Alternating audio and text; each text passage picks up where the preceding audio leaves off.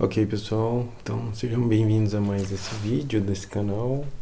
Eu quero apresentar aí uma questão interessante sobre o lançamento de projéteis.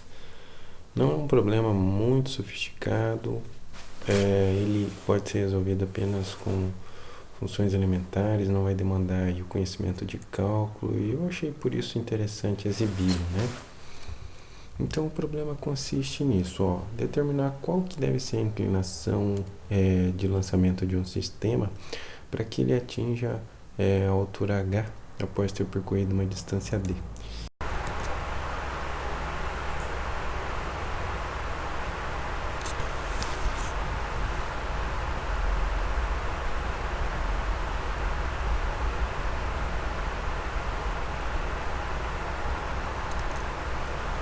Então, para que ele atinja essa altura aqui, após ele já ter percorrido aí uma distância horizontal d qualquer, ok?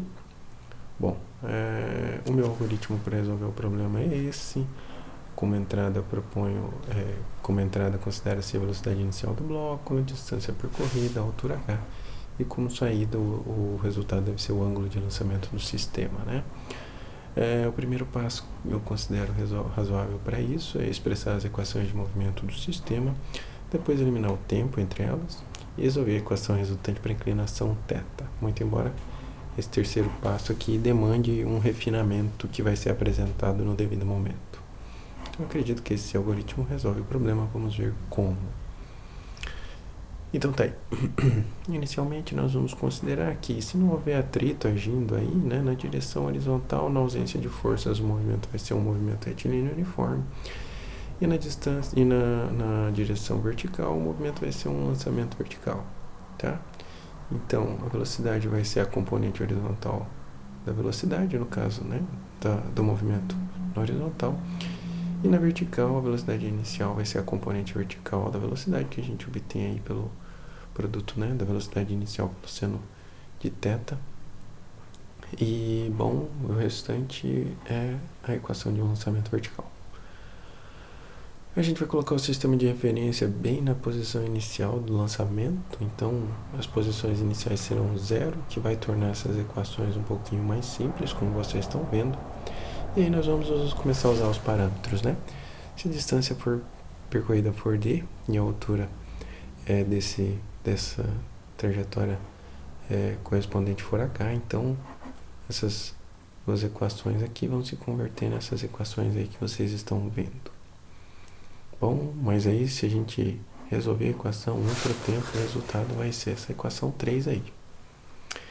E se a gente inserir esse resultado na equação 2, que é a equação do movimento vertical, nós vamos obter essa igualdade, certo?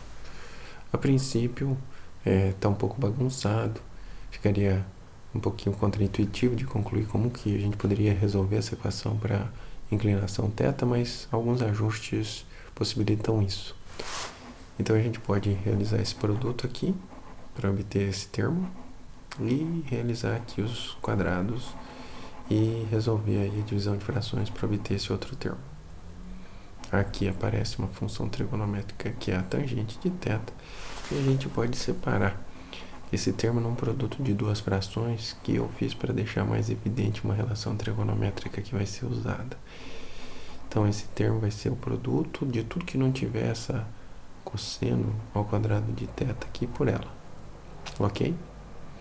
Bom, então agora é que vai ser necessário aquele refinamento que eu havia falado. Nós vamos considerar aqui a equação fundamental da trigonometria, a relação trigonométrica fundamental, vai produzir aqui uma relação importante para essa solução.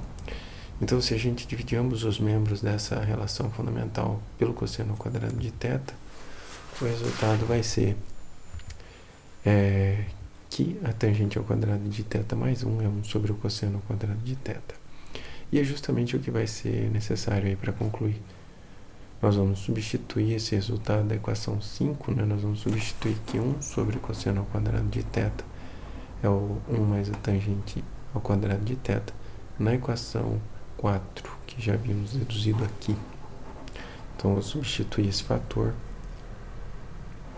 por esse resultado agora. E sendo assim, bom, percebam que aqui vai aparecer algo bastante interessante. Se a gente identificar a tangente de θ nessa equação com x, percebam que o resultado vai ser uma equação de segundo grau. E essa equação pode ser rearranjada para ela aparecer numa forma mais canônica, digamos assim, né? Então, se todos os membros dessa igualdade forem divididos pelo fator a multiplicar x ao quadrado mais 1, nós vamos obter, após essa separação aqui dessas duas frações, nós vamos obter essa igualdade. E agora a gente pode rearranjá-la para deixar numa forma canônica de uma equação do segundo grau.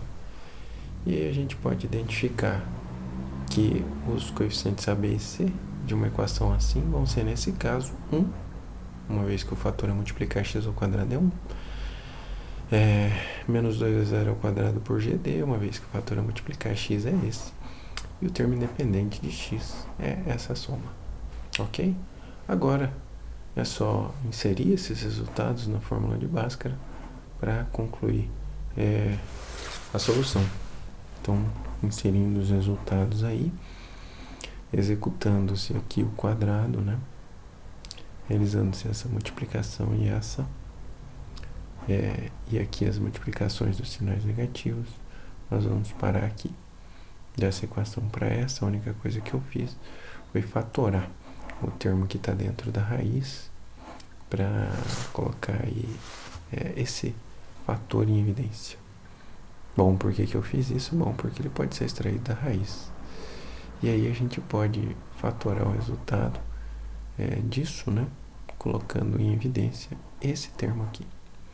Percebam que o denominador e o numerador possuem o 2 em comum, então isso produz um cancelamento aqui, uma simplificação.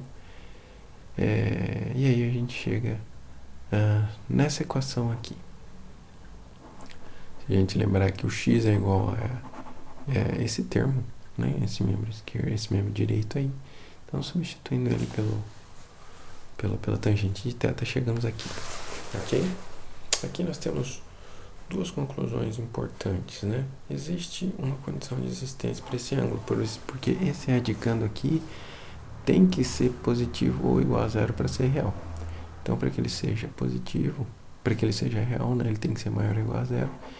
E aí, então, esse radicando tem que ser maior ou igual a zero. E isso vai produzir duas condições. A velocidade inicial de lançamento não pode ser qualquer. E aquela altura também não. Então, nós concluímos isso uma vez que essa desigualdade aqui tem que ser verdadeira. Então, dela a gente conclui isso. E aí, rearranjando, né, para ver zero ao quadrado, extraindo a raiz quadrada, a gente chega exatamente nessa condição aqui. E aqui também esse radicando não pode ser negativo para que isso seja real. Então, essa altura também não pode ser qualquer, ele tem que ser pelo menos maior que essa raiz quadrada de 2 sobre 2, qualquer que seja a unidade de medida.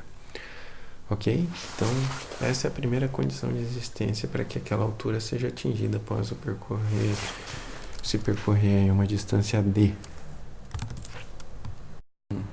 Essa inclinação deveria ser, então, essa determinada por essa relação, né? Arctangente desse argumento, desde que essa velocidade fosse menor, né? Ou igual, no máximo igual a essa fração, e a altura também tivesse pelo menos esse valor aqui.